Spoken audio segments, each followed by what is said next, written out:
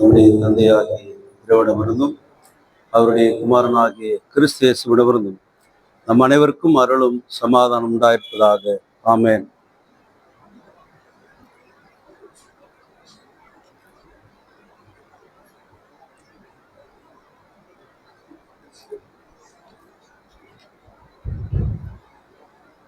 இந்த நாளிலும் வாசித்து நாம் தியானிக்க தெரிந்து கொண்டிருக்கிற திருமறை பகுதி ஆமோஸ் தீர்க்கதரிசன புத்தகம் 8ஆம் அதிகாரம் 4 முதல் 7 வரை உள்ள வசனங்களை மறுபடியும் நாம் வாசித்து தியானிப்போம். ஏழைகளை விதித்து தேசத்தில் சிறுமியானவர்களை ஒழித்து நாங்கள் தவசம் விற்க அமாவாசை எப்போது கழியும், தானிய பண்டசாலைகளை திறக்க ஓய்வு நாள் எப்போது தீரும், அப்பொழுது நாங்கள் மரக்காலை குறைத்து சேக்கல் நிறையை அதிகமாக்கி கள்ளத்தராசை வைத்து மோசம் செய்வோம், தரித்திரரை பணத்துக்கும் ஏழைகளை ஒரு ஜோடு செருப்புக்கும் வாங்குவோம், உதவாத தானியத்தை விற்போம் என்று சொல்லுகிறவர்களே, இதை கேளுங்கள். கர்த்தர் யாக்கோபின் மகிமையின் பேரில் ஆணையிட்டு அவர்கள் செய்த யாவற்றையும் நான் ஒருபோதும் மறப்பதில்லை. இது நிமித்தம் தேசம் அதிராதோ, குடிகள் எல்லாரும் புலம்பாரோ, பூமி எல்லாம் நீல நதி போல் உயர்ந்து பொங்கி கொதித்து எகிப்தின் நதி போல் இறங்கிவிடும் என்றார் என்பது. செபிப்போம். அன்பின் ஆண்டவரே, இந்த காலை நேரத்திலும் எழுச்சிமிகு ஆமோஸின் வார்த்தைகள் இஸ்ரவேல் மக்களுடைய வாழ்விலும் யூதா மக்களுடைய வாழ்விலும் மட்டுமல்ல, இன்றைய நாளிலும் எங்களுக்கும் இது பொருத்தமுடையதாக இருக்க, எங்கள் வாழ்வும் கடவுளுடைய கோபத்திற்கு ஆளாகாமல், கடவுளுடைய தண்டனைக்கு ஆளாகாமல் வாழ்கிற வாழ்க்கையே நிலையானது என்பதை உணர்த்துவதற்கும் இந்த செய்தி எங்களுக்கு துணையாக இருக்கட்டும். பேசுகிற அடியனை மறைத்து பேசும் இயேசு நாமத்தில் ஜெபிக்கிறோம் பிதாவே, ஆமென். கிறிஸ்துவுக்குள் பிரியமான அன்புடன் விசுவாசிகளே, உங்கள் அனைவரையும் இந்த காலை நேரத்தில் இயேசு நாமத்திலே வாழ்த்துகிறேன். குறிப்பாக இந்த திருக்க பண்டிகைக்கு முந்தின 14வது ஞாயிற்றுக்கிழமையில ஆமோஸ் தீர்க்கதரிசனுடைய வார்த்தைகள் இக்காலத்திலும் பொருத்தமுடைய ஒரு வார்த்தைகளாகவே காணப்படுகிறதை நாம் பார்க்க முடியும். பேர்டன் வியர் என்ற பெயருக்கு அர்த்தமுடையவராய் ஆமோஸ் பெயர் இருக்கிறது. அதாவது சுமை தாங்கி அல்லது தூக்கி பாரம் சுமப்பவன் என்று பொருள். ஆமோஸ் என்ற பெயருக்கு இத்தனை பொருட்கள் உள்ளடக்கி இருக்கிறது. கிமு 8ஆம் நூற்றாண்டில் தீர்க்க தரிசன உரையை இஸ்ரவேல் மக்களுக்கு போய் அவன் சொல்லுகிறான். ஆனால் இவன் யூதாவிலே இருந்து இஸ்ரவேல் மக்களுக்கு போய் தீர்க்க தரிசனம் உரைக்கிறார். தெக்கோவா என்ற நாட்டை சேர்ந்தவர். இவருடைய தொழில் மேய்ப்பன் தொழில். காட்டத்தி பழங்களை பொறுக்குகிறவன், காவல்காரன். சாலமோனுக்கு பிறகு ஏறக்குறைய 4200 ஆண்டுகளுக்கு பிறகு இந்த தீர்க்க தரிசனத்தை அவர் தென்னாட்டிலிருந்து போய் வடநாட்டிலே போய் சொல்லுகிறார். அங்கே இஸ்ரவேலில் 11ஆம் எரோபியா என்பவன் ஆட்சி செய்து கொண்டிருக்கிறார். யூதாவிலே உசியா என்ற ராஜா ஆட்சி செய்து கொண்டிருக்கிறார்.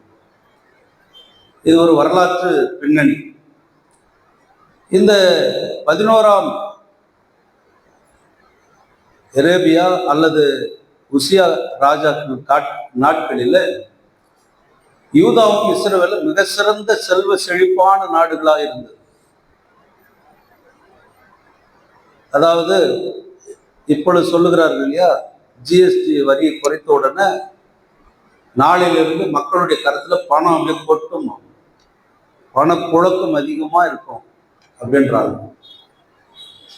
நாளையிலிருந்து 22ஆம் தேதி ஜிஎஸ்டி குறைச்சிருக்கிறாங்க அரசாங்கம். ஒரு வகையில் மகிழ்ச்சி. ஆனால் ஏற்றுகிறவர்களும் இவர்களே, இறக்குகிறவர்களும் இவர்களே என்பதை பார்க்கிற பொழுது அதுல எந்த விதமான ஒரு சலுகைகள் நமக்கு கிடைக்க போவதில்லை.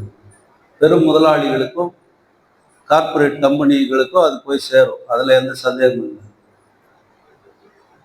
அந்த ருசியா காலத்துல, அரேபியா என்கின்ற அரசனுடைய காலத்துல மக்களுடைய கைகளில பணம் அதிகமாக இருந்தது, செல்வம் செழிப்பு. ஆகையினால செல்வ செழிப்பு வந்தவுடனே இயற்கையா நம் மனிதனுடைய வாழ்க்கையில் வருகிற ஒரு நிகழ்ச்சி என்ன, பணம் வந்த உடனே பணம் அவன் கண்ணை மறிக்குது அப்படின்னு சொல்லுவாங்க இல்லையா ஊர்ல. பணம் வந்த உடனே சகலத்தையும் மறந்துடுவாங்க. ஆனால் இஸ்ரவேல் யூதா மக்கள் என்ன செய்கிறார்கள், கடவுளையே மறந்து போனார்கள். கடவுளை மறந்தது மட்டுமல்ல, கடவுள் கொடுத்த சட்டங்களை, கொள்கைகளை, நியாய பிரமாணங்களை எல்லாவற்றையும் அவர்கள் மறந்து பணத்தின் மேல பேராசை கொண்டவர்களாக தான் மட்டும் சுகபோகமாய் வாழ்ந்தால் போதும் என்ற ஒரு மனநிலைக்கு தள்ளப்பட்டார்கள். அந்த சூழ்நிலையில மக்களுடைய நியாயங்கள் புறக்கணிக்கப்படுகிறது. ஆமோஸ் தீர்க்கதரிசி புத்தகத்தை எல்லாம் நீங்க முழுசா வாசித்து பார்த்தீங்கன்னா, பணக்காரர்கள் இன்னும் பணக்காரர்கள் ஆனார்கள், ஏழைகள் இன்னும் ஏழைகள் ஆனார்கள். அப்போ நேற்று ஒரு அரசியல் கட்சி தலைவருடைய பேச்சில் முதல்வர்கள் இருந்த ஒரு ஊரில் இன்னும் குடிசைகள் இருக்கிறது என்ற ஒரு தகவலை சொல்லுகிறார். பெரும் பணம் வாங்கி நடிக்கின்ற நீங்கள் ஏன் அந்த குடிசைகளுக்கு ஒரு 100 குடிசைகளை கட்டி கொடுக்க கூடாது? குறை சொல்வதற்கு 1000 விஷயங்கள் இருக்கும். ஆனால் நீங்கள் என்ன செய்தீர்கள் என்ற ஒரு செய்தியை நாம் பார்க்கிறோம். மக்களுக்கு நன்மை செய்வது என்பது முக்கியம்தான். 1500 ரூபாய் ஒரு டிக்கெட் வாங்கி அவன் இடத்துல ஒரு 100 ரூபாய் கொடுக்கறதுல என்ன பிரயோஜனம் இருக்கு? ஒண்ணுமே இல்லையா? அந்த காலத்தினுடைய மக்களுக்கும் இந்த காலத்தில் இருக்கிற அதே பணக்காரர்களுக்கு இருக்கிற மனநிலை மாறவே இல்லை. அவர்கள் என்ன செய்தார்கள்? மக்களுடைய நியாயங்களை புறக்கணித்து ஏழைகளை ஒடுக்கினார்கள். பெரும் வியாபாரிகள் தவறான ஒரு காரியங்களினாலே பணத்தை சம்பாதிக்கிறார்கள். கொள்ளை லாபம், லஞ்சம், வாணிபத்துல இந்த இரு நாடுகளும் மிக சிறந்த வாணிக ஸ்தலமாக இருந்த போது அவர்கள் செல்வந்தர்கள் உயர்ந்தார்கள், பணம் அதிகமானது. ஆனால் அங்கே பகிர்தல் இல்லை, அநீதி மலிந்து போனது. அதனுடைய விளைவு என்ன? பாவம் பெருகிற்று. எப்படி பெருமழை பெய்தால் வெள்ளம் வருகிறது, அதை போல பெரும் பணம் வந்த உடனே அவருடைய வாழ்க்கையில பாவ வெள்ளம் புகுந்தது, அநியாயங்கள் பெருகிவிட்டது. ஆடம்பர வாழ்க்கை, இரக்கம், அன்பு, நீதி, பகிர்வு, சகோதர உறவுகள் எல்லாமே போச்சு. பணம் படைத்தவர்கள் உடன்படிக்கையை மீறுகிறார்கள், ஏழைகளை சுரண்டுகிறார்கள், வரிச்சுமை பற்றி சொல்லுகிறார்கள், லஞ்சம் லாவணியம் என்று சொல்லுகிறார்கள். இப்படி ஒரு ஜோடி செருப்புக்கு ஒரு மனிதனை விற்கின்றது. கடன் வாங்கிறது. நான் கடன் வாங்குறேன், என்னால் கடனை திருப்பி செலுத்த முடியல. அப்ப என்ன செய்யுது? உன் வீடை எழுதி கொடு, இல்லையா உன் பையனை எனக்கு விற்கிற. ஒரு ஜோடி செருப்பு ஒரு மனிதனை விலைக்கு வாங்கினார். நம்முடைய பகுதிகளிலே கூட நமக்கு தெரியும், உங்களுக்கு தெரியுமா என்னன்னு தெரியல, நிலச்சுவாந்தார்கள் இருந்தார்கள் அந்த காலத்துல. இப்போ இல்லை யாரும், அந்த அளவுக்கு நிலங்கள் இல்லை, நிலங்கள் எல்லாம் வீடுகளாய் மாறி இருக்கிறது. ஒரு நிலத்துல ஒரு ஏழை குடியானவன் ஒரு விவசாயம் செய்தால் அவன் இடத்துல பொருளை வாங்குவார்கள். நெல்லோ கேழ்வரகோ கோதுமை ஏதோ வாங்குவார்கள். வாங்கும்போது என்ன செய்வார்கள் தெரியுமா? அந்த அடி இருக்குதுல்ல, இந்த அழாக்குன்னு சொல்லுவாங்க, படி, அந்த படியை உள்ள கொஞ்சம் சொட்டு போட்டுருவாங்க, அடியில் தள்ளி விடுவாங்க, இப்படி மேலே தள்ளி விடுவாங்க, ரெண்டு பக்கம் மாற்றி மாற்றி தள்ளி விடுவாங்க. ஏன்னா வாங்கும்போது பள்ளம் போயிடும், விற்கும்போது மேலே போயிடும். இந்த அடியில் இருக்கிற பள்ளம் இருக்குது இல்லை, இல்லைன்னா பேப்பர் வச்சுருவாங்க. அப்போ வாங்கும்போது நிறைய பொருளை வாங்கிட்டு காசு கம்மியாக கொடுப்பாங்க, விற்கும்போது மேலே ஏற்றிட்டேன்னு வச்சோ கொஞ்சமாக பொருள் போகும், காசு அதிகமாக வாங்கிடும். இப்படி நம்ம நிலத்துல மக்கள் இடத்துல இது போன்ற காரியங்களால் நடந்தது ஒரு காலத்தில். அது இஸ்ரவேல் மக்கள் யூதா மக்களுடைய காலத்திலும் அதே நடக்கிறது. பண்டிகை காலம், ஓய்வு நாள் எப்போ வரும், இது எப்போ போகும் எதிர்பார்த்துனே போங்க. ஏன்னா அநியாய வியாபாரம் செய்யறதுக்கு, மக்களை ஏமாற்றுவதற்கு. அப்போ மற்ற மக்களுடைய வாழ்க்கையை அவர்கள் உதாசீனப்படுத்துகிற பொழுது அவங்க என்னெல்லாம் செய்தார்கள் சொல்றாரு. தம் பண்டக சாலை எப்போ திறங்கணும்னு காத்துனாங்க. எதுக்கு? வியாபாரம் பண்ணி பொருள் சேர்ப்பதற்கு. உண்மையாகவே ஓய்வு நாளாக அனுசரிக்கல, உண்மையாகவே அமாவாசை நாள் அனுசரிக்கல. அப்ப அவருடைய பக்தி கேள்விக்குறியானது, அவருடைய வாழ்க்கை முறை கேள்விக்குறியானது. இந்த சூழ்நிலை தான் தீர்க்கன் தன்னுடைய செய்தியை, கடவுளால் அனுப்பப்பட்ட அந்த செய்தியை அவன் சொல்லுகிறான். அவன் தீர்க்கதரிசி இல்லை, ஆனால் கடவுள் இந்த செய்தியை சொல்ல அனுப்புகிறார். அந்த செய்தியை அவன் சொல்லி நீதியின் குரலாக அவன் ஒழிக்கின்றான். மக்களிடத்துல அவன் போய் சொல்லுகிறான். இஸ்ரவேல் யூதா வியாபாரிகள், பெரும் செல்வந்தர்கள், ஏழைகளை வஞ்சிக்கின்ற மக்கள், அநீதியான காரியங்கள், மனிதாபமற்ற செயல். இப்போ இஸ்ரவேல் நாட்டில் நடக்கிற நிகழ்ச்சி என்ன? பாலஸ்தீன மக்களை 24 மணி நேரத்துக்குள்ள வெளியே போங்க, நாங்கள் இந்த ஊர் அழிக்க போறோம் சொல்லினே போது போடுறாங்க, குண்டை போடுறோம். குழந்தைகள், பெரியவர்கள், தாய்மார்கள், கர்ப்பிணிகள், வயதானவர்கள் அத்தனை பேர் கொல்லப்படுகிறார்கள். அது மட்டுமல்ல, அந்த உணவுக்காக அவர்கள் கையேந்தி நிற்கிற அந்த நிலையை பார்க்கும்போது நமக்கு அடிவை பத்தி எரியுதுன்னு அந்த மாதிரி. ஒருவேளை சாப்பாட்டு. ஆனா நாம் என்ன சொல்றோம்?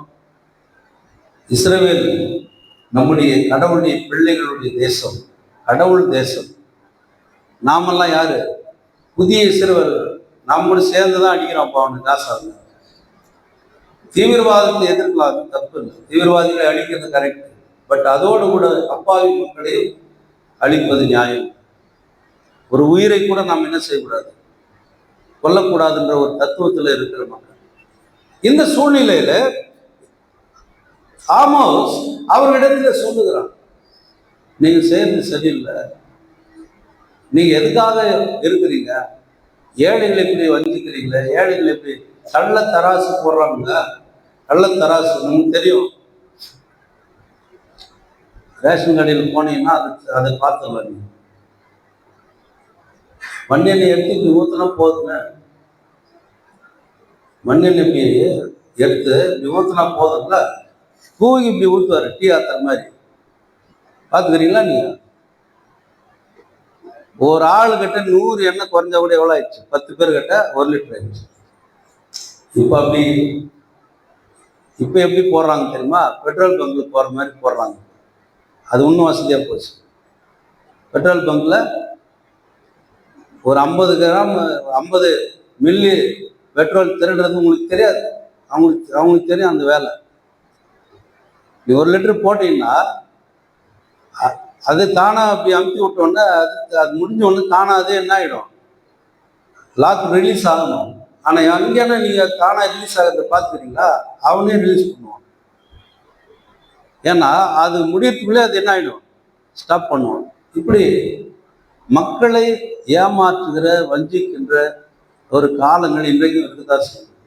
இது ஆமோஸ் தீர்க்கதரிசி காலத்துல, எப்போ கிமு 8ஆம் நூற்றாண்டுல நடந்த ஒரு நிகழ்ச்சி இது. அவர்கள் மரக்காலை சிறிதாக்கி, நான் சொன்னேன்ல, மரக்காலை வாங்கும்போது என்ன பண்ணுவாங்க, நல்ல பெருசாக்கிடுவாங்க, விற்கும்போது சிறுசாக்கிடுவாங்க. கள்ள தராசு, அவர்கள் மோசடி செய்து இஸ்ரவேல் மக்கள் சமூகத்துல, பொருளாதாரத்துல, எல்லா நிலைகளிலும் நீதி சட்டங்களை மறந்து முற்றிலும் கடவுளை மறந்தவர்களாய் இருந்த சூழ்நிலையில கடவுள் அவர்களுக்கு ஒரு எச்சரிப்பை கொடுக்கிறார். அது என்ன எச்சரிப்பு தெரியுமா? தீர்ப்பு இருக்கிறது, தண்டனை இருக்கிறது. மோசமான ஒரு வெள்ளி காசுக்கு ஒரு ஏழை விற்கிறதும், ஒரு ஜோடி செருப்புக்கு ஒரு மனிதனை விற்பதும், வறியவர்கள் மீது அதிகமான வரிச்சுமைகளை செலுத்துவதும், ஓய்வு நாள் எப்போது முடியும், பேராசை, நமக்கு தெரியும் பேராசை பெரு நஷ்டமா. அந்த பேராசையினாலே உண்மையற்ற உக்ரானக்காரன் ஏசாண்டவர் ஒரு ஓமையை சொல்றாரு. அவன் உண்மையற்றவன் தான், ஆனா அவன் உண்மையை செய்யறான், ஒரு வேலையை செய்யறான். என்ன செய்யறான்? அநீதத்துக்கு ஏதுவாய் நண்பர்களை சம்பாதித்துக் கொள்ளும். முதலாளிக்கு நஷ்டம்தான், ஆனா அவன் துரிதமா ஒரு யோசனை பண்ணி சமயோசிதமாய். அப்போ இந்த உலகத்துக்குரிய மக்கள் எவ்வளவு புத்திசாலித்தனமா இருக்கிறாங்க பார்த்தீங்களா ஏமாத்துறதுல. ஒரு ஆன்லைன்ல மோசடி நடக்குது, ஆன்லைன்ல ஒரு மோசடி நடக்குது. 10,000 ரூபாய் நீ போட்டேன்னா உனக்கு மாசம் 4,000 ரூபாய் வருது. ஆஹா, அருமையான திட்டம். 10,000 ரூபாய் போட்டுருவாங்க. முதல் மாசம் 4,000 ரூபாய் வந்துச்சு, அடுத்த மாசம் வரல. எங்க இருக்குது அந்த லைனு? ஆன்லைன்ல நீ போட்ட அந்த வெப்சைட்டை காணும். 6,000 ரூபாய் லாபம் ஆயிடுச்சு அவங்க. எத்தனை பேர்கிட்ட இந்த மாதிரி எடுக்கிறான்? எனக்கு தெரிந்த போதகர்கள், இப்போ இருக்கிற போதகர்கள் நிறைய பேர் அந்த மாதிரி விஷயத்துல மாட்டின்னு பல லட்சங்களை இழந்து இருக்கிறார். அப்போ ஏமாற்றுகிற ஒரு காலம் இன்றைக்கு. யார் அதிகமா ஏமாற்றுவாங்க தெரியுமா? யார் அதிகமா ஏமாத்துறாங்க தெரியுமா? ரொம்ப பக்தியா யார் இருக்கிறாங்களோ அவங்க நம்பவே கூடாது. எனக்கு தெரிஞ்ச ஒருத்தர் என்ன பண்ணுவார்னா, காலையில தூங்கி எழுந்தோடனே நல்லா இது போட்டுட்டு பெருசா இது பட்டு வச்சுன்னு அவரு மோட்டர் பைக்கில் போவார். அவர் காலையில நான் பக்தி கோயிலாண்ட போயிட்டு அந்த இடத்துல போயிட்டு இது பண்ணிட்டு இதெல்லாம் போட்டு தொகுப்பெல்லாம் போட்டு எல்லாம் பண்ணிட்டு போவார். போய் ஒரு வீட்டாண்டு போய் நின்று பேரெல்லாம் சொல்லி கூப்பிட மாட்டாரு. ஒரு கெட்ட வார்த்தை போட்டு கூடு, ஏன்னா காசை எங்க பயங்கரமா பேசுவாரு. என்னடா இது, இப்போதான் கோயிலாண்டு வந்து ரொம்ப பக்தியை சாமி கும்பிட்டாரு, ரொம்ப நல்லா இது பண்ணாரு. அப்போ அவனுடைய பக்தி எதனால இருக்கு? எதுக்காக அந்த பக்தி இருக்கு? உலக பொருட்களின் மீது இருக்கின்ற பேராசையை விட கடவுள் மேல இருக்கிற அந்த பேராசை குறைந்து போனது. கடவுள் மேல இருக்கிற நம்பிக்கை, இதெல்லாம் உனக்கு கொடுத்தது யாரு? கடவுள் தான் உனக்கு இதை கொடுத்தார். கடவுள் உனக்கு கொடுத்திருக்கிற செல்வங்கள், கடவுள் உனக்கு கொடுத்திருக்கிற பொருளாதார வசதி வாய்ப்புகள் எல்லாவற்றையும் எனக்கென்று அல்ல, பகிர்தல், மற்றவர்களுக்கான பகிர்தல். கடவுள் எனக்கு கொடுத்திருக்கிற இந்த ஆசீர்வாதங்கள் அதை நல்ல வழியில பயன்படுத்தணும். யாரோ ஒரு நடிகர், ஒரு தொலைக்காட்சியில வந்து ஒரு வாலிபன் தனக்கு கிடைத்த பணத்தை எல்லாம் ஏழை எளியவர்களுக்கு கொடுக்குறான். ஆம்புலன்ஸ் வாங்கி கொடுக்குறான், மோட்டர் பைக் வாங்கி கொடுக்குறான், டெய்லர் மிஷின் வாங்கி கொடுக்குறான், டீ கடையில் போட்டு கொடுக்குறான். உடனே அவனை ஒரு பெரிய தீவிரவாதி அப்படின்றான். நல்லது செய்யணும்னு இந்த உலகத்துல இப்படிதான் குற்றம் சொல்லுவாங்க மக்கள். உதவி செய்வதற்கு முன் வர மாட்டார்கள், ஆனால் உதவுகின்றவர்களை ஏது இது, எது எப்படி வச்சு இது அப்படின்ற கேள்வியை நம்ம முன்னால் வச்சுருவோம். அப்ப எல்லாவற்றையும் இழந்து நிற்கிற ஒரு சூழ்நிலையில கடவுளுக்கு நாம் வாழ்கின்ற வாழ்க்கையில ஒரு கணக்கு கொடுக்க வேண்டிய ஒரு நேரம் இருக்கிறது. நாம் வாழ்கிற வாழ்க்கையில ஒரு கணக்கு நாம் கொடுக்கணும். என்ன கணக்கு கடவுள் நம்மிடத்துல கேட்பாருன்னு நமக்கு தெரியும்.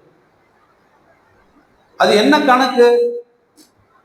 உன் வாழ்க்கையில நீ எத்தனை பேரை ஏமாத்தின, எத்தனை பேரை நான் இப்படி சம்பாதிச்சேன், அதை சொல்ல முடியும்.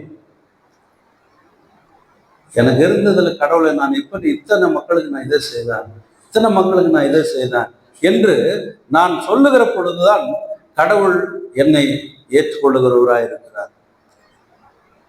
கடவுளை நீ விட்டுட்டேன்னா கடவுள் உன்னை விட்டுருவார். கடவுளை நீ மறந்தால் கடவுள் உன்னை மறப்பார். மறவாமல் நினைத்திரையான் பாட் பண்ண மட்டும் போகாது. நாம மறவாமல் நினைக்கணும் கடவுள். நாம என்றைக்கும் கடவுள் எனக்கு இதை தந்திருக்கிறார் என்ற ஒரு விசுவாசத்துல வாழணும். அந்த ஏழை லாசரு பணக்காரனுடைய வாழ்க்கையில் நடந்த நிகழ்ச்சி என்ன? ஏழை லாசரு ஆபிரகாமின் மடியிலே இருக்கிறான்.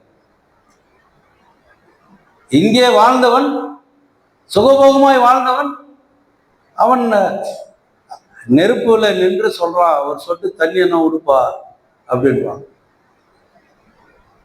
அப்போ இந்த உலகத்தில் நீ எதை சம்பாதிக்க வேண்டும், இந்த உலகத்தில் நீ எதை பெருத்து வளர்த்து கொள்ள வேண்டும்? கடவுளுடைய அன்பு, ஏழைகளின் மீது வைக்கிற இரக்கம், நீதி, சமத்துவ சகோதரத்துவம், அதெல்லாம் சும்மா பேச்சுக்கு தான், எதுவுமே கிடையாது. கடவுள் நமக்கு தந்திருக்கிற யாக்கோபு தான் எங்க அப்பான்னா. ஆபிரகாம், ஈசாக், யாக்கோபு என்னுடைய தகப்பனாகிய கடவுளேன்னு சொன்னான். இப்ப என்ன சொல்றான்? எதுவுமே சொல்றது இல்லை. கடவுளையே பார்க்கறது இல்லை, கடவுளையே நினைக்கிறது இல்லை, கடவுளே மறந்துட்டான். ஒரு பாட்டு வரிகளெல்லாம் உங்களுக்கு தெரியும். கொடுத்ததெல்லாம் கொடுத்தா, யாருக்காக கொடுத்தா? ஒருத்தருக்காக கொடுத்தான் இல்ல, ஊருக்கே கொடுத்தான். யார் கொடுத்தான்? ஊர்ல இருக்கிறதெல்லாம் அடிச்சு, ஊர்ல இருக்கிறத ஒலையில் போட்டுக்கலான்றாங்க. என்னது? ஏமாற்றுதல். நீ யாரை ஏமாற்றுதல்? ஒரு ஏழை ஏமாற்றுகிறாய் அல்ல, கடவுளை ஏமாற்றுகிறாய்.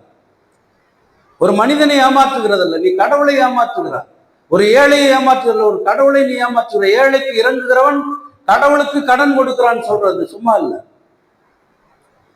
அப்போ இந்த உலகத்துல கடவுள் நமக்கு தந்திருக்கிற வளங்கள், செல்வங்கள், குடும்பங்கள், பிள்ளைகள், உறவுகள் எல்லாவற்றிலும் கடவுளுக்கு உகந்த வழியிலே நடத்துவது ரொம்ப முக்கியமானது. பணம் எழுதி வச்சிருக்கிறாங்க. பணத்துல என்ன எழுதி வச்சிருக்கிறாங்க? அமெரிக்காக்கார I am trust in God அப்படின்னு எழுதி வச்சுக்கிறான். டாலர் நோட்ல என்ன எழுதி வச்சுக்கிறான்? I am trust in God அப்படின்னு எழுதி வச்சுக்கிறான். அப்ப அந்த பணம் கடவுள் எனக்கு கொடுத்திருக்கிற பணம் இது அப்படின்னு நான் நம்புறேன். இந்த செல்வம் கடவுள் எனக்கு கொடுத்திருக்கிற செல்வம் என்று நான் நம்புறேன். அப்ப அதை எந்த வழியில பயன்படுத்தணும்? நல்ல வழியில பயன்படுத்தணும். பணம் அதிகமா வந்த உடனே தலைக்கால் தெரியாம ஆடும் போது, எல்லாத்தையும் இழந்து நிற்கும் போது தான் தெரியும். நம்ம எதுவுமே இல்லைன்னும் போது தான் ரொம்ப அது கஷ்டம் தெரியும். பணமா குணமா அப்படின்னு ஒரு தலைப்புல நம்ம பேசணும். அது பந்திக்கு தான். பணம் பந்திக்கு தான். இந்த உலகத்துல குணமும் குப்பைக்கு தான். எதுவுமே இல்லை.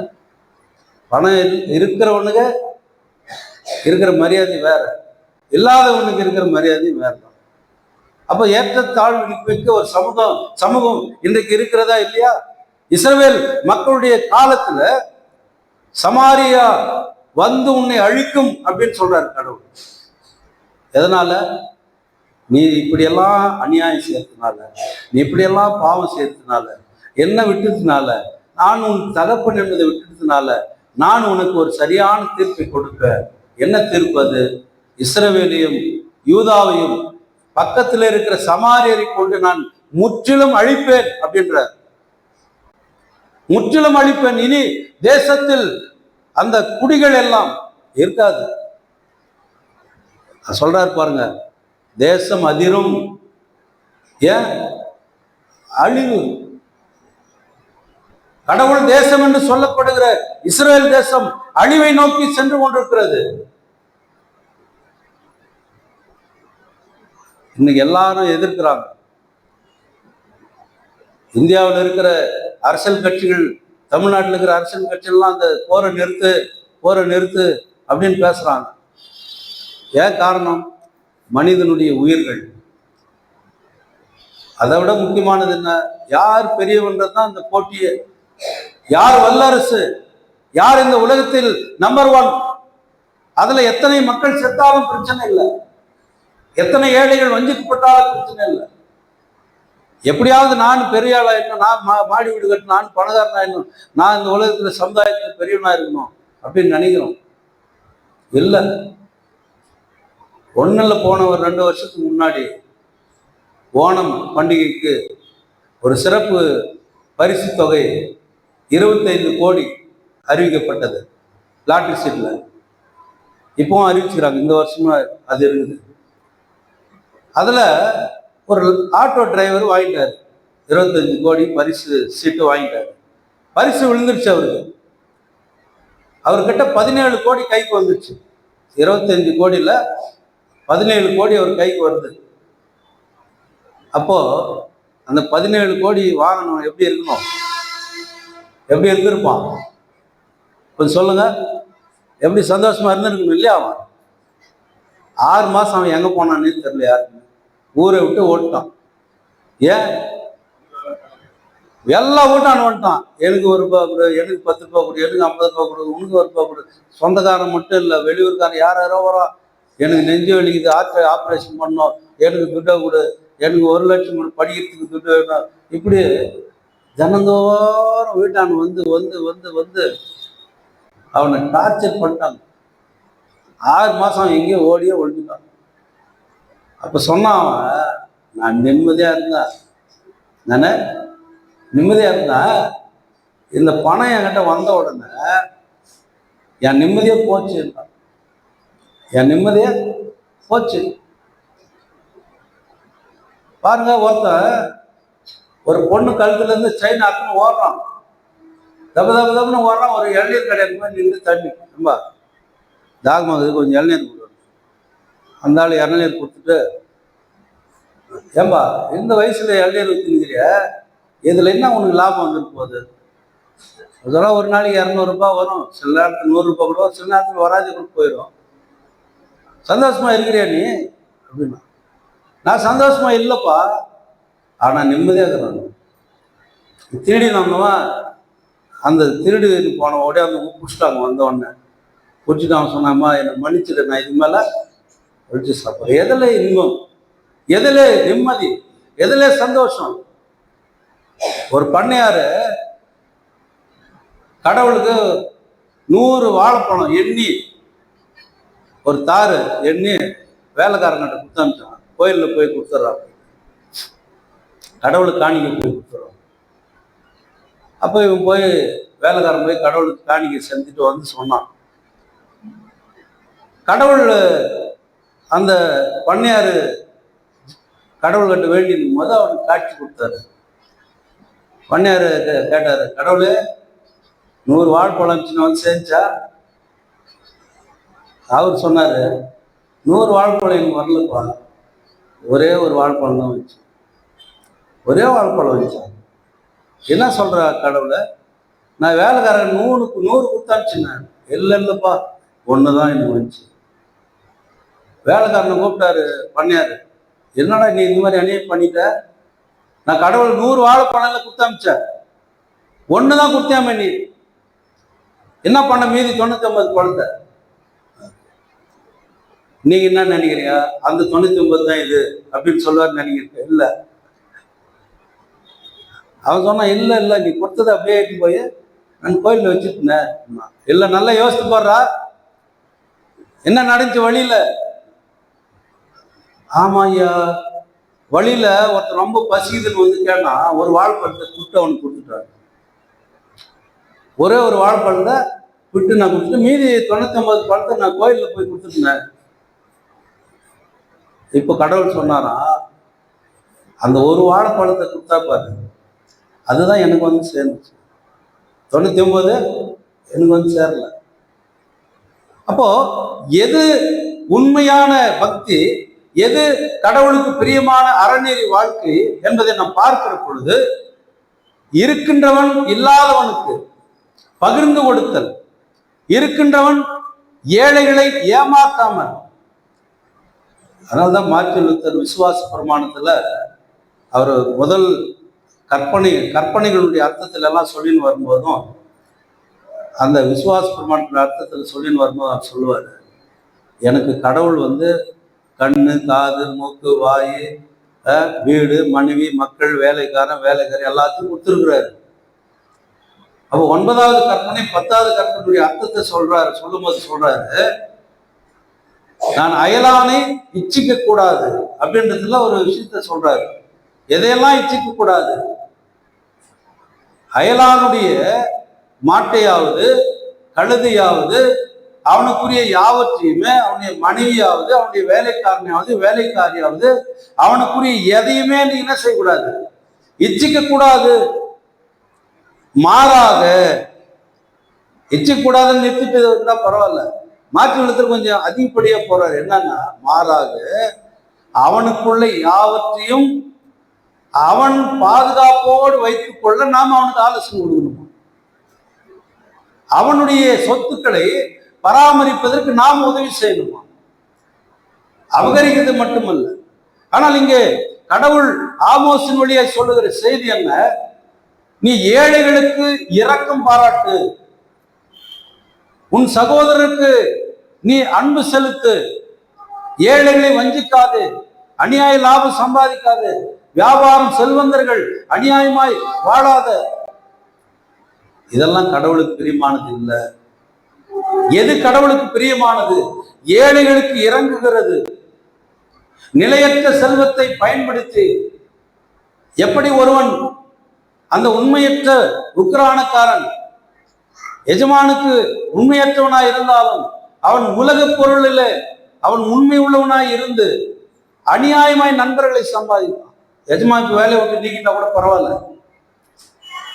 ஏன் பாதியா குறைச்சிட்டான் பாரு. அவங்க வீட்டில் போனால் கூட ஒரு வேலை சோறு போட்டுருவான் இல்லையா? 100 குடம் எண்ணெயை கொடுத்தான் பாரு, 50 குடம் எண்ணெய் ஆயிடுச்சு. இப்போ கணக்கு 50 குடம் லாபம் வந்துச்சு அவனுக்கு. எஜமானுக்கு நஷ்டம் தான். ஆனாலே அவன் புத்திசாலித்தனமா என்ன பண்றான்? கொடுத்ததையே குறைச்சி எழுதிட்டான். 100ன்றது 50 ஆக்கிட்டான். அப்போ அவன் என்ன செய்வான்? ஒரு நாளைக்கு எனக்கு உதவி செய்வானே, அப்படிதானே? அப்போ இயேசு இந்த உக்ரானுக்கானுடைய பூமியிலே சொல்லுகிறதை போல, நீங்கள் இந்த உலக பொருளுக்கு நீங்க என்ன செய்யக்கூடாது? முக்கியத்துவம் கொடுக்கூடாது. ஏன்னா அது நிலையற்றது. உலகத்தார் அப்படி செய்வார், ஆனால் நீங்கள் அப்படி செய்யக்கூடாது. உண்மையுள்ள மனிதனாய், உண்மையுள்ள உக்ரானுக்காரனாய் நீ இருப்பதற்கு கடவுள் இன்றைக்கு நம்மை அழைக்கிறார். ஒருத்தர் சொல்றாரு, உறவை இழந்து மாளிகையில் வாழ்வதை விட உறவுகளோடு குருவி கூண்டில வாழ்வது நல்லது. அப்போ சில நேரத்தில் சொல்லுவாங்க, என்னப்பா அவர்கிட்ட நிறைய பேர் இருந்தாங்க, இப்ப இல்லைன்னா. அப்ப இருந்துச்சு, எல்லாம் போனாங்க, இப்ப இல்லை. இப்போ இல்லை, யாரும் போறதில்ல. இருக்கும்போது வருகிற உறவு இல்லாத போது வருகிறதா? வரதில்லையே. இது கடவுளுக்கு மட்டுமல்ல, உலகத்தின் மக்களுக்கும் பொருந்தும். இன்றைக்கு கடவுள் நமக்கு கொடுத்திருக்கிற இந்த வாழ்வு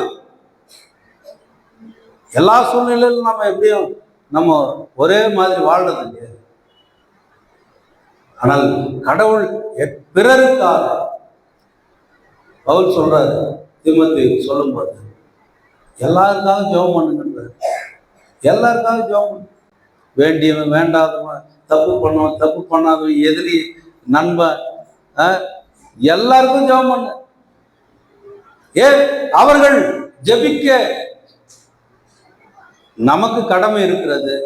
ஜபத்தினால அவர்கள் பிழைக்க வாய்ப்பு இருக்கு. தப்பு பண்றவங்களுக்காக கூட நாம் ஜபம் பண்ணி தான் ஆகணும். நாம தப்பு பண்ணாலும் சரி, மற்றவர்களையும் தப்பு பண்ணாம இருக்கிறது ஜபம் பண்ணணும். நாம தப்பு பண்றதுக்கு கடவுளை என்னை மன்னிச்சிருன்னா ராபை நேரத்தில் ஓடிடுறோம். அடுத்து நமக்கு அருகில் இருக்கிற மக்கள், நம்ம எதிரில் இருக்கிற மக்கள், நம்ம சுற்றிலும் வாழ்கிற மக்கள், அநியாயத்தை நம்ம என்னைக்குமே குரல் கொடுத்து கேட்கறதே இல்லை. ஏதாவது என்னைக்காவது கேட்டுருக்குறோமா? ஒரு தப்பு நடக்குது, நம்ம போய் கேட்போமா? நமக்கு என்னத்துக்கு போவாம்பு, நாம் பாட்டு நம்ம போகலாம், நமக்கு தேவையில்லாத பிரச்சனை. ஆனால் ஆமோஸ் குரல் எடுத்து பேசுவது, நீதியின் குரலாய் ஒழிக்கின்றார். இஸ்ரவேல் மக்களே, நீங்கள் இப்படி செய்கிறீர்கள், இது தவறு. கடவுள் உங்களை என்ன செய்ய போகிறார்? பின்னால நீங்க வச்சு பார்த்தீங்கன்னா சரி, கடவுள் உங்களுக்கு உங்க உற்சவத்தை எதிர்பார்க்கல, உங்க திருவிழாக்களை எதிர்பார்க்கல, உங்க காணிகளை எதிர்பார்க்கல, உங்கள் சுத்தமான உள்ளத்தை எதிர்பார்க்கிறார், உங்களுடைய சுத்தமான வாழ்க்கை முறைகளை எதிர்பார்க்கிறார்.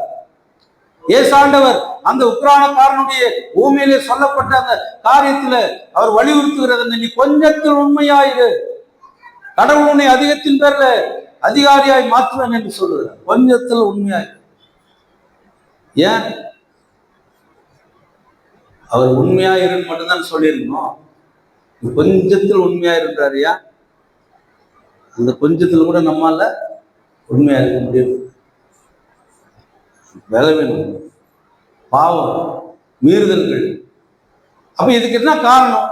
கடவுளை மறப்பதுதான் காரணம். கடவுளை விட்டு விலகி வாழ்வதுதான் காரணம். கடவுளுடைய சட்டங்களை மீறி வாழ்வதுதான் காரணம். கடவுளுடைய வார்த்தையின்படி வாழாததுதான் காரணம். எதற்கு ஆமோஸ் அழைக்கிறார்? கடவுளுடைய வார்த்தையின், கடவுளுடைய சட்டத்தின்படி. யூத பாரம்பரியங்கள், யூத சட்டங்கள் அங்கே பணம் மாற்றுகிற பொருளாய் மாறி, அவருடைய உற்சவங்கள், அவருடைய ஆலய வழிபாடுகள், அவருடைய பக்தி எல்லாம் பணம் கொழிக்கும் இடமாக மாறிவிட்டது. நீங்க எந்த ஆலயத்திலும் பாருங்க, எந்த கோவிலும் பாருங்க, இவ்வளவு வருமானம் என்று போடுகிறவன் இவ்வளவு ஏழைகளுக்கு செலவு பண்ணணும் போடுறானா? சொல்லுங்க. வருமானம் ஏன் அங்க அதிகமாகுது? கோயில்ல ஏன் வருமானம் அதிகமாகுது? கோயில்கள்ல அது உங்களுக்கு தெரியும், நமக்கு அது தெரியும், சொல்ல வேண்டியது இல்லை. நம்ம கோயில்ல வருமானமே அதிகமாக ஆக மாட்டேங்குது. ஏன்? பொருளாதார நோட்டில் எழுதி கொடுத்துக்கிறோம். முதல்ல மாசம் 500 ரூபாய் இருந்தது. அதுக்கு மேல ஏற்கவும் மாட்டோம், அதுக்கு மேல குறைக்கவும் மாட்டோம், இல்லையா? ஏன் ஏற்றீங்களப்பா, காசு கொடுத்தீங்களாப்பா, கொடுக்குறோம், வாங்கிக்கலாம். இது அதனால தான் என்ன பண்றாரு அன்பு சார் வந்து முருங்காய் கொடுத்து ஏழாம் விடாதீங்க, ஆள் 2 புத்தாண்டு போட்டுறாரு. ஏழை விட்டுட்டு அது காசு வரணும், ஏன் நம்ம வாங்கணும், அவங்க இதை குத்துரு ஐயா எத்தனை போட்ட எல்லாரும். அவன் கடவுளுக்குரியதை கடவுளுக்குரியதாக நாம் பார்க்கிற பொழுதுதான் இதெல்லாம் செட்டில் ஆகும். இது பொருளாளர் பார்த்து, தலைவர் பார்த்து, செயலாளர் பார்த்துக்கிற, சபை பார்த்துக்குது, அது என்ன நம்மள என்ன சாமி என்ன கண்ணை குத்துத? அப்ப நம்ம உதாசீனமா இருக்கிறோம். இஸ்ரவேல் மக்களுடைய உதாசீனம் நம்முடைய வாழ்க்கையிலும் இருக்கிறது.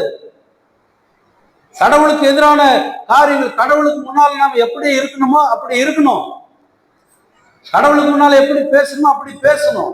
கடவுளுக்கு முன்னால் எப்படி ஆடை உடுத்தணுமோ அப்படி ஆடை உடுத்தணும். இஷ்டம் போல ஆடை உடுத்துட்டு வர முடியாது.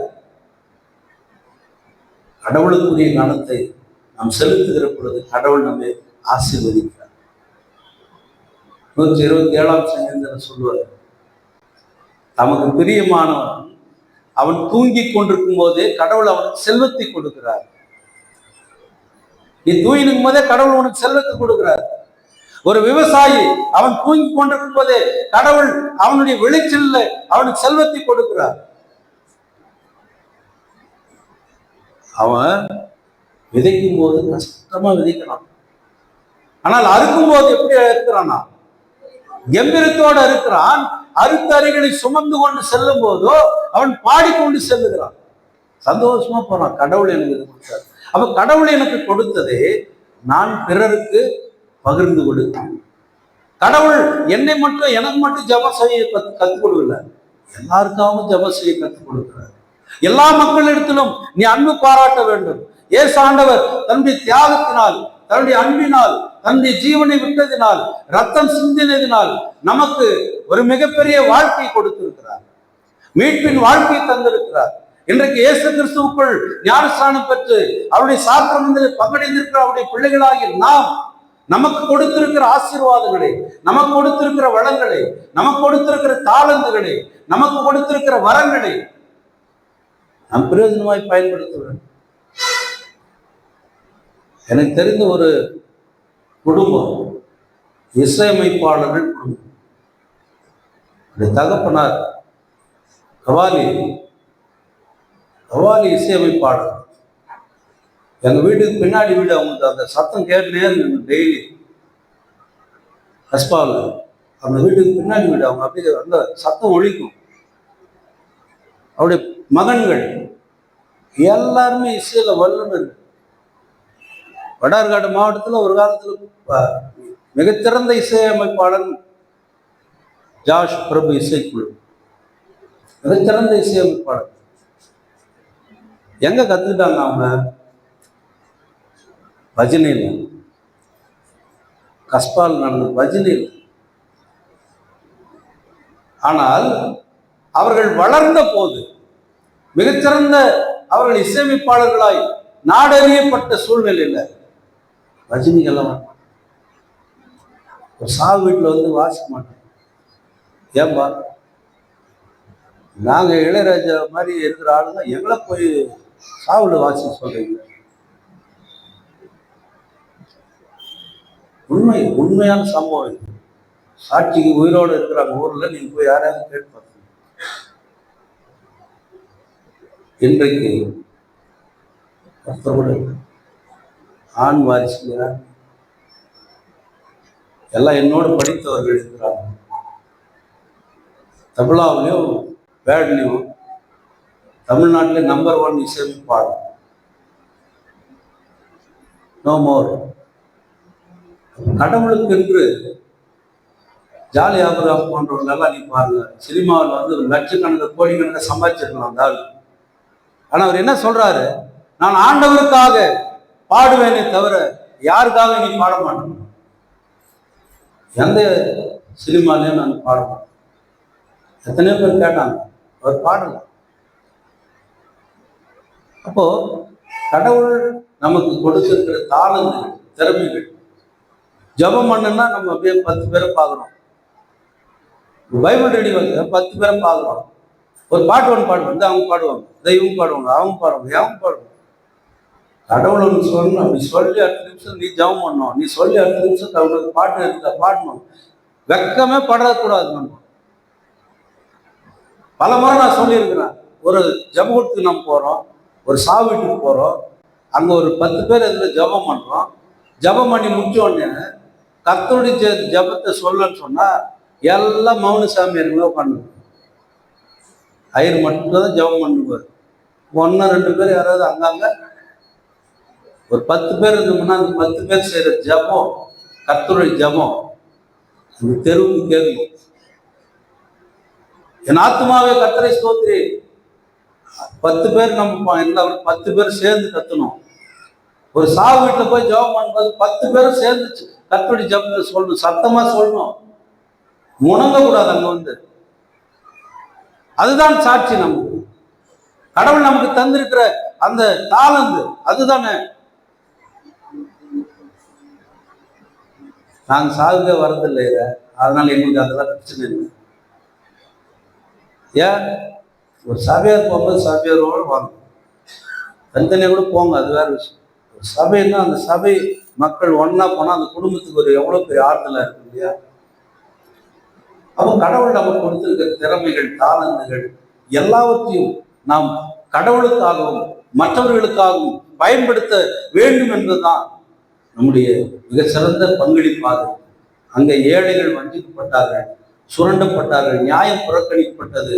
பின்னால வசனங்கள்ல நீங்க வாசி பார்த்தீங்கன்னா சொல்லுவாரு, நீதி வற்றாத நதியை போல ஓடணும்பா அப்படின்வாரு. நீதி வற்றாத நதியை போல ஓடும். நான் ஓடலாங்க. இன்றைக்கு அதுதான் நிலைமை. நீதி நியாயம் என்பது இன்றைக்கு எட்டா கனியா இருக்கிறது ஏழைகளுக்கு. நேற்று ஒரு தம்பியை பார்த்தார். ஐயா எனக்காக ஒரு ஜெபம். என்னப்பா? எங்க நிலத்தை வேற எழுதிக்கிறான் அவன் மேல. எங்க நிலத்தை அவன் மேல எழுதிட்டு இருக்கிறான். எப்படிப்பா இது நடந்துச்சு? எங்களுக்கு தெரியல.